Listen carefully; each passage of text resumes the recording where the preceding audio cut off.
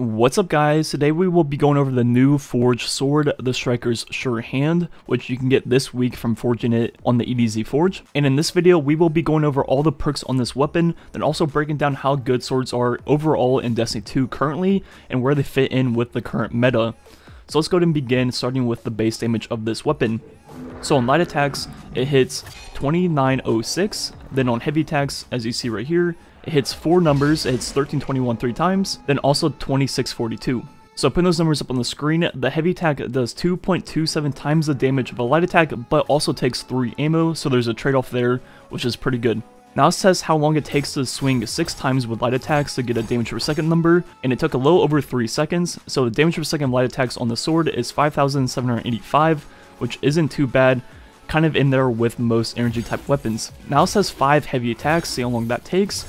It takes a little over 4.5 seconds, so meaning the damage per second of heavy attacks on the sword is 7,332, which is right in there almost with 100 RPM shotguns, so not too bad. Now let's start talking about all the perks on this weapon, and first we're going to start with the right column, which is things like Surrounded, Whirlwind, and then also On Guard.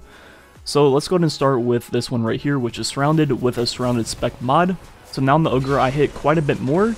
Adding all those numbers up results in 8,919, which is a 35% buff on top of the base damage, which is pretty good, but a little bit lower than most surrounded perks on different weapons. Now moving on to the next perk, which will be Whirlwind Blade. So it's almost like a rampage. As you hit more, you do more damage. So as we see, break down the numbers. With times 1 I hit that, with times 2 I hit that, then it caps out. So after times 2 you hit the same number with 3, 4, and 5. So I'm putting those numbers up on the screen. Times 1 is a 6% buff and times 2 is a 12% buff. Then after that it caps at that 12% buff the rest of the way. So now doing that on a heavy attack, as you see right here, so roughly 12% more than the base damage. The final perk on the right column is On Guard, which is right when you swap to the weapon you do more damage. So right here is the base damage once again. Now if I swap to the sword I get the perk, and now I hit quite a bit more, and On Guard is actually a 50% buff, which is pretty high and the highest buff on the sword you can get, but there's some trade-offs to this perk. It can only be used once per activation, so as you see I can only get 1 swing off with the perk. Then also the perk has a cooldown in itself, so I can't just put the sword away then pull it back out and get the perk again right away. As you see I keep trying to put it away and pull it out and I don't get the perk ever, so there's actually like a cooldown on the perk where you have to store it for X amount of time before you can reproc the perk. Moving on to the left column, first with Assassin's Blade, where sword kills boost damage and speed. So as you see right here, the perk lasts for 5 full seconds, which is quite a while. So gaining a kill, then going up to the Ogre and hitting them with a heavy attack to see how much I hit now. I now hit all these numbers, so putting this up on the screen, that is 7,595, which is a 15% buff on the base damage, which is pretty low, but considering it only requires a kill, that's pretty good. Up next, one of the best perks on the entire sword, Tireless Blade. Sword ammo granted for every other powered sword kill. And what it means by powered sword kill is literally just having ammo in the blade. So as you see on heavy attacks, once I get 2 kills, I get 1 ammo back. Then also on light attacks, every other kill I get 1 ammo back. So on light attacks, you're only using 1 ammo every 2 kills, which basically in a way doubles the ammo of this weapon. And finally, the last perk to talk about is Relentless Strikes, where landing 3 light attacks within a short time grants sword ammo. So unlike Tireless Blade, this does not require kills. As you see, on 3 hits I get 1 ammo back. So that's definitely better for bosses, but it does not work on heavy attacks, only light attacks, which is kind of unfortunate. So there's a bunch of interesting combos you can make with these perks. The one that has the best sustained damage is Assassin's Blade, then also Surrounded.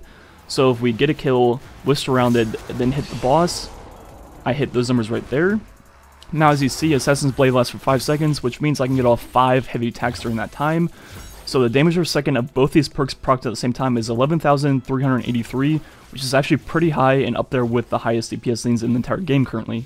Technically, the highest single damage you could do would be with Assassin's Blade than On Guard, but the only sword I have with On Guard has Tireless, so I cannot show off that combo, but that would result in the highest damage, but for only 1 hit. Overall, my favorite combo is definitely Tireless Blade and Surrounded with the Surrounded Spec, because Surrounded will give you that 35% buff whenever there's 3 enemies nearby, which is quite often when you're using a sword because you're close and personal at all times. Then also Tireless Blade resulting in 1 ammo back every 2 kills, results in basically doubling the total ammo count of this weapon. So it goes from 40-ish to 80, which is a huge deal.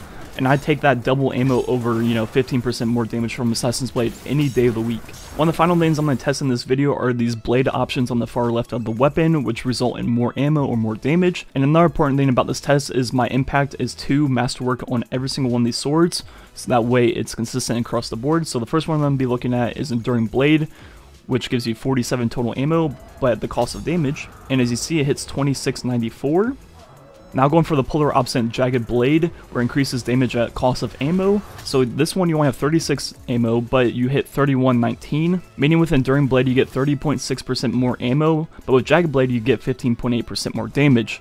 So it depends on which one you want more of, but you can also always just go with the middle, something like Tempered Blade, where it's kind of right in the middle of both damage and also ammo. The one I've currently been going with is Jagged Blade because I use Tireless Blade at the same time, which results in double the ammo, so ammo isn't that big of a deal, so I'll take that 15% more damage. Unless I really need a lot of ammo for whatever I'm doing, then I'll swap it up. Final little trick I want to show off before we get into the overall breakdown of the sword is something called ammo scamming, which was found in Destiny 1, I believe that's what we called it back then, and it revolves around these blade options on the sword that result in different ammo counts depending on which one you use.